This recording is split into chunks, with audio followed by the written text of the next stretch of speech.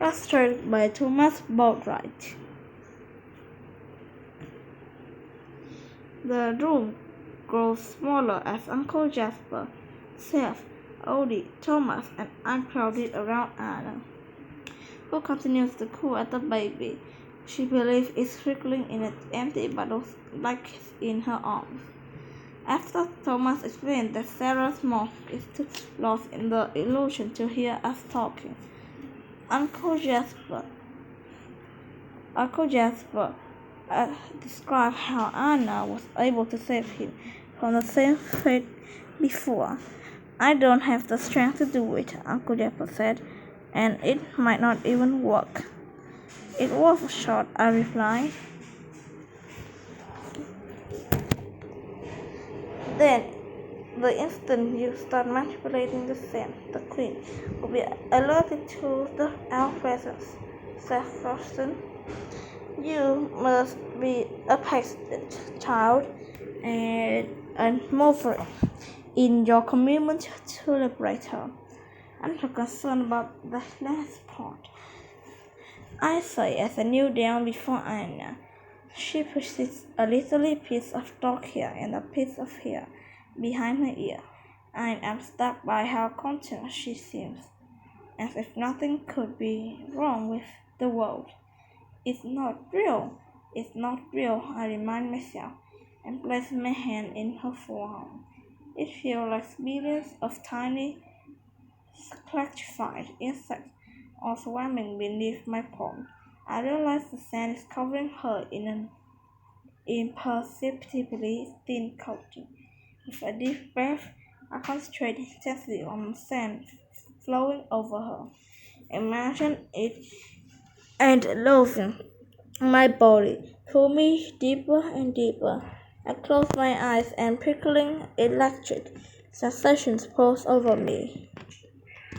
Opening my eyes, I find myself in a sunny, clean jersey, the wall covered with cheerful multicolored balloon wallpaper, the bed covered with fresh lines and prickle fillings has vanished, and my hands are still on Anna's arm, who holds a squirming baby with curly hair, who happily gurgles, grabs Anna's index fingers, and, with an expression of surprise, is taken into a tiny mouth.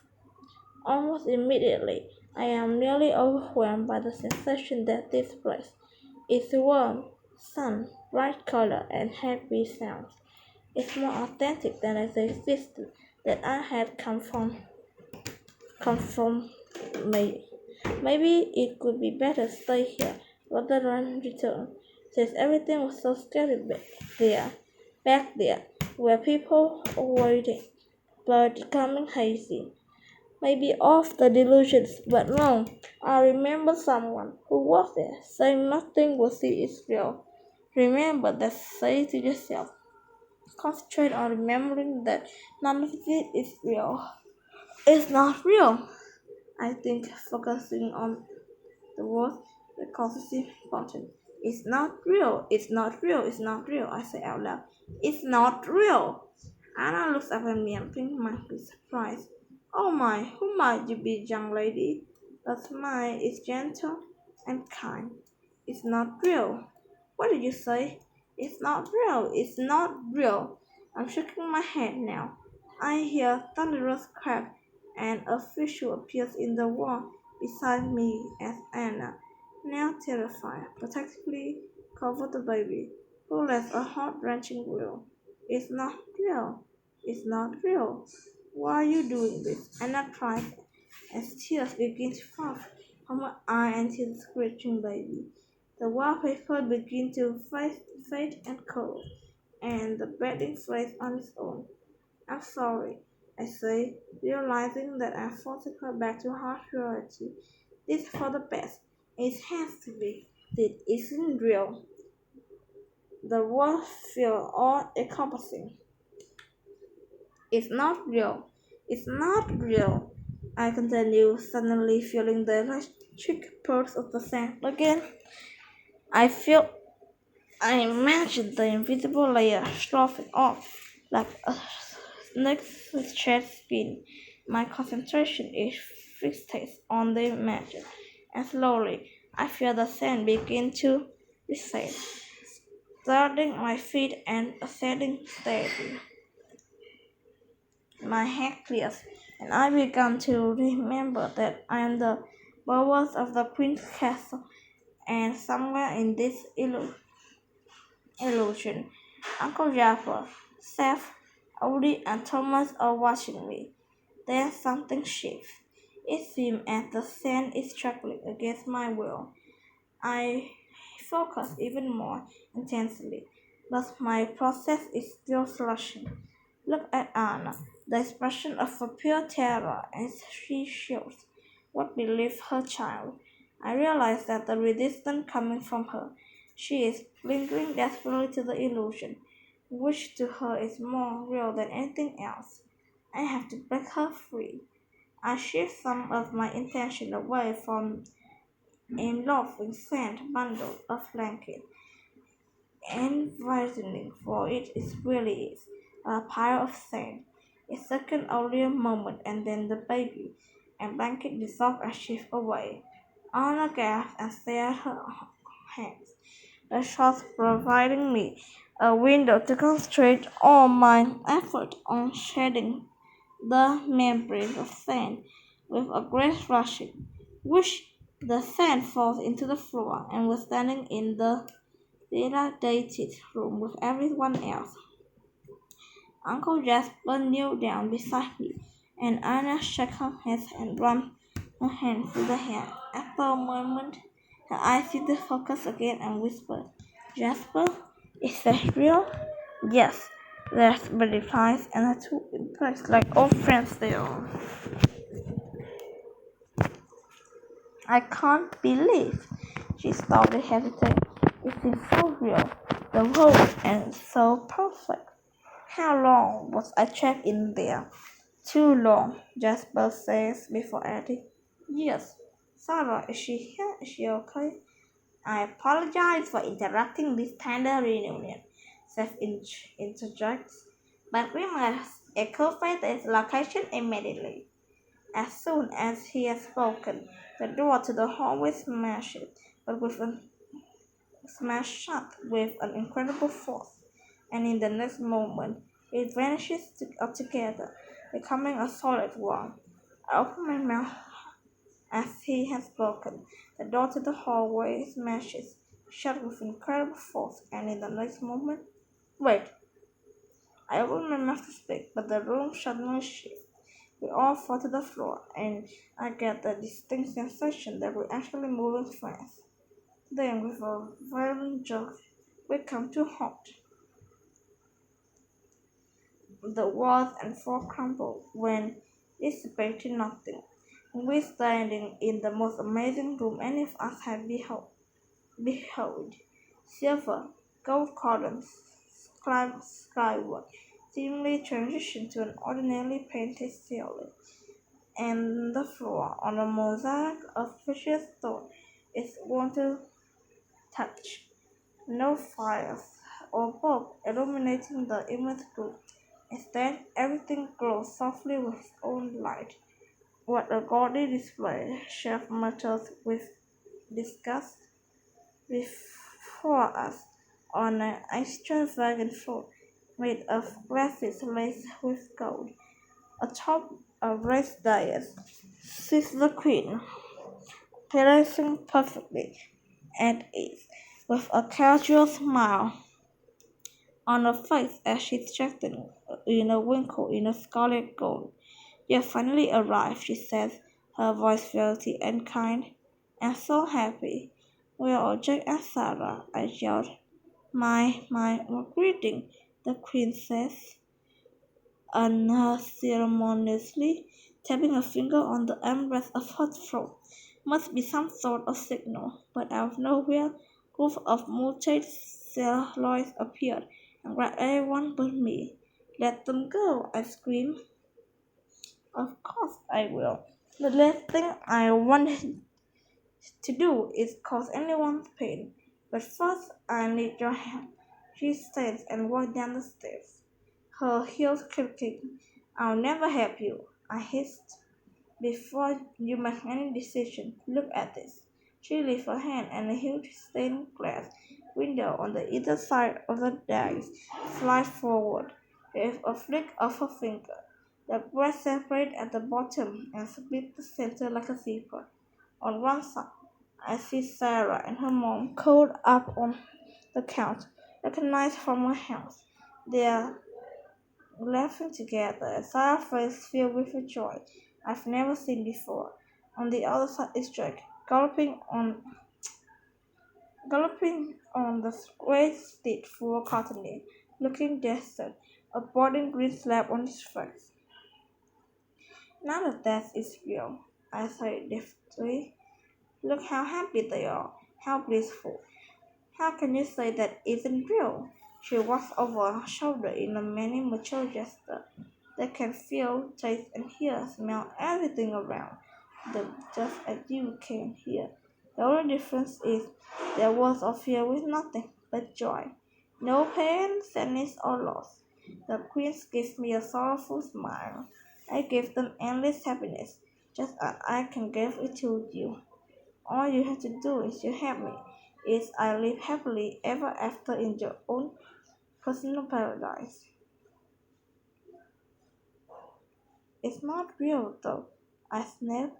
No matter how realistic you make them seem, that's not really Sarah's mother India.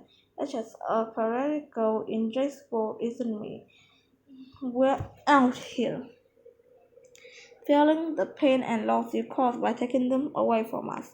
There must always be balance. Seth says.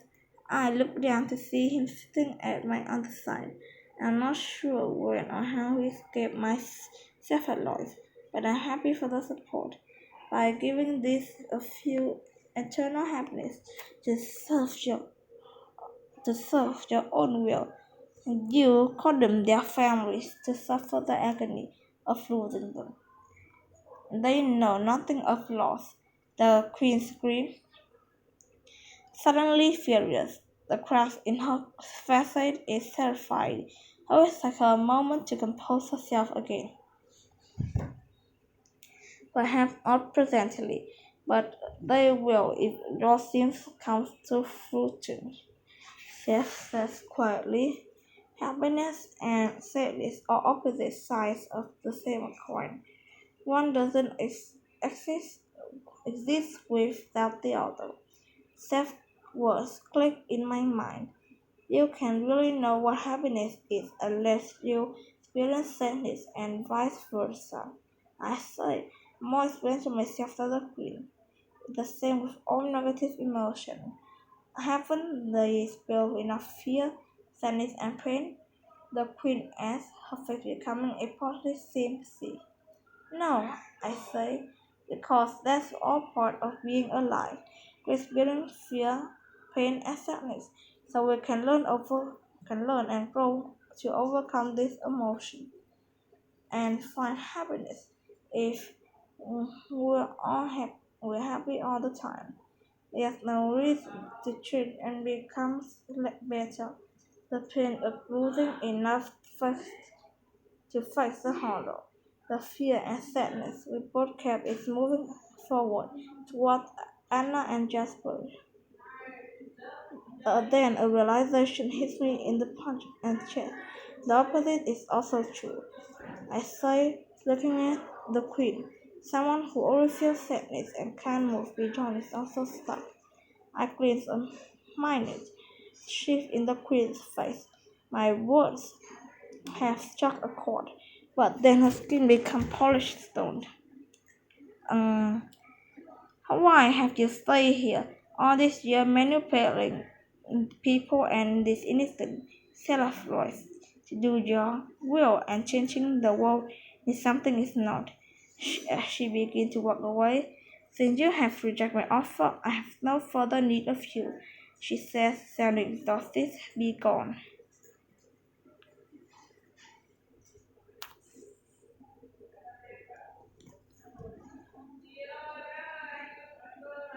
Con chị nó chưa ở dưới à?